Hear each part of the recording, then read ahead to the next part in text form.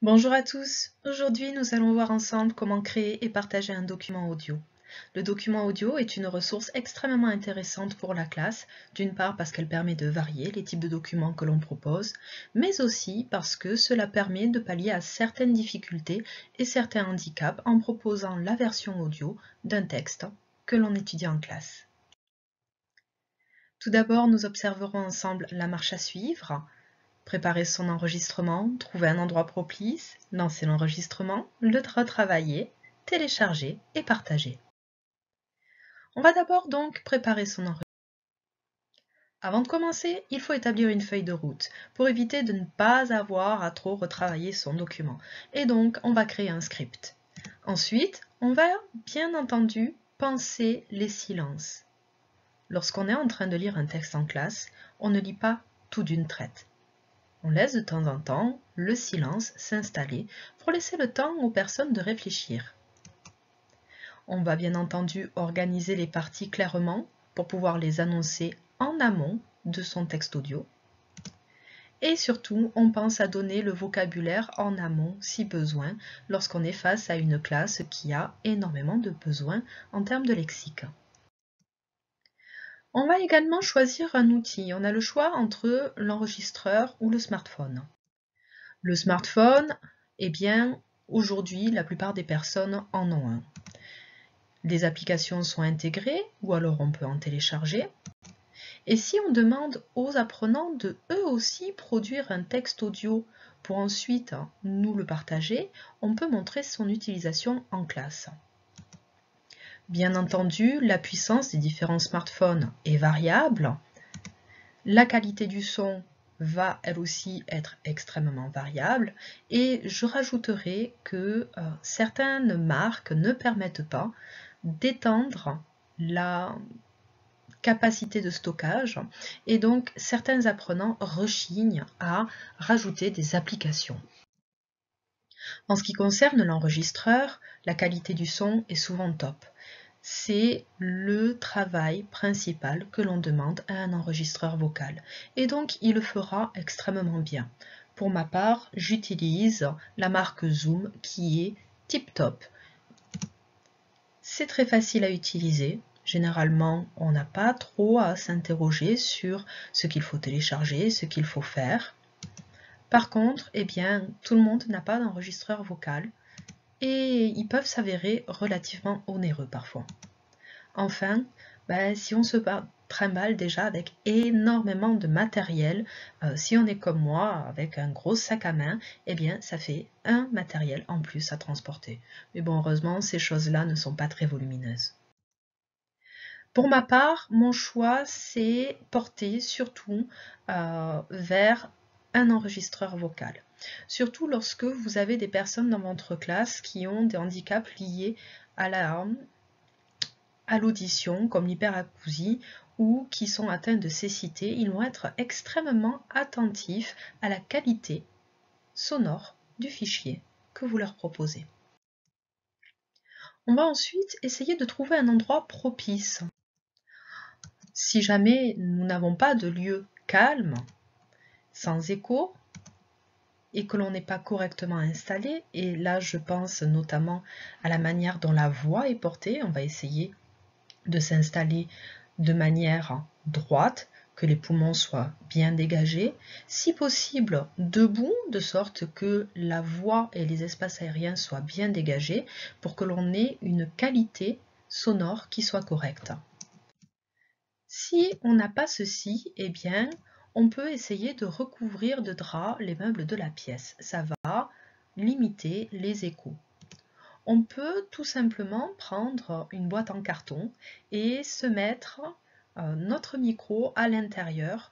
Cela limitera les effets d'écho et cela aura un effet de créer à moindre coût un mini studio d'enregistrement.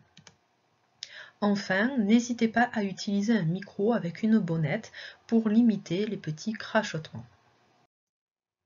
Lorsqu'il faut lancer l'enregistrement, deux solutions s'offrent à vous. Vous pouvez enregistrer votre document sonore en une seule fois.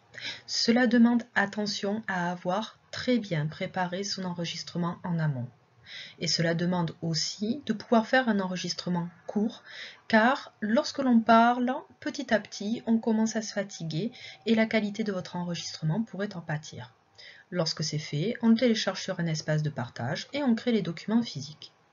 Lorsqu'on peut le monter ensuite, eh bien là nous sommes beaucoup plus libres, on enregistre son fichier sans stress et ensuite on effectue les modifications dans un logiciel ou une application dédiée. On va, tout comme l'enregistrement en une seule fois, le télécharger sur un espace de partage et créer des documents physiques. Pour enregistrer sur le smartphone, j'ai 3 éléments que j'apprécie. Il y a d'abord HQMP3, vous avez une version gratuite et une version payante, mais la qualité est bonne.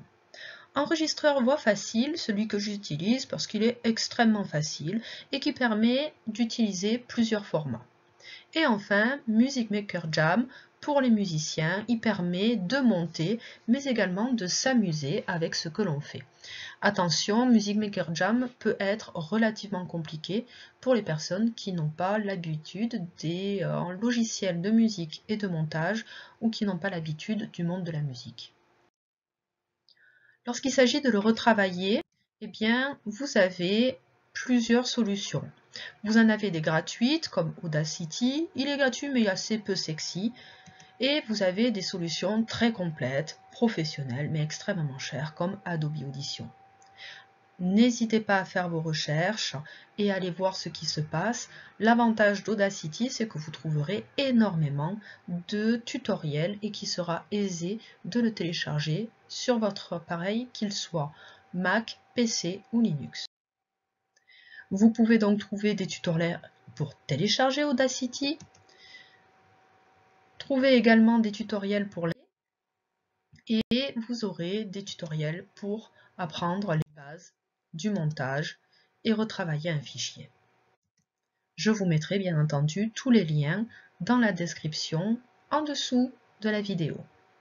Donc en ce qui concerne le choix lorsque je travaille sur smartphone, ce sera plutôt Music Maker Jam ou enregistreur voix facile lorsque c'est vraiment un enregistrement à la volée et que c'est un exercice en classe rapide où les apprenants enregistrent quelque chose et qu'ensuite, moi, je l'écoute bien tranquillement chez moi.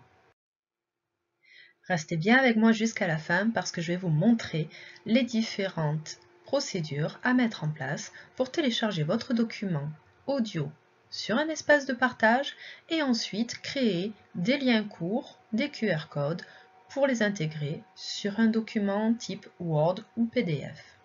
Donc, vous avez pléthore de services pour pouvoir partager votre document. Vous pouvez tout simplement utiliser un espace comme Google Drive ou OneDrive pour mettre à disposition votre fichier. Bien entendu, vous avez une plateforme de formation ouverte à distance. Si c'est le cas, eh bien, vous pouvez la mettre directement dessus.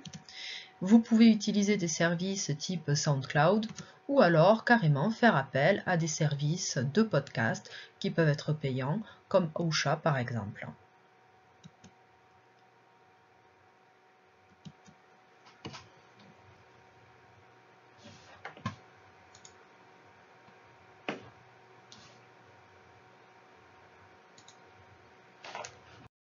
Enfin, il ne vous restera plus qu'à partager votre ouvrage. C'est très simple. Après avoir créé son document, vous l'avez travaillé, vous l'avez téléchargé, eh bien, il suffit de créer des liens. Je vous conseille Bitly ou Unitag pour la création de QR code et vous allez générer un document Word ou PDF pour pouvoir partager ce document en classe ou le disposer sur une plateforme ou tout simplement garder une trace de ce que vous avez fait.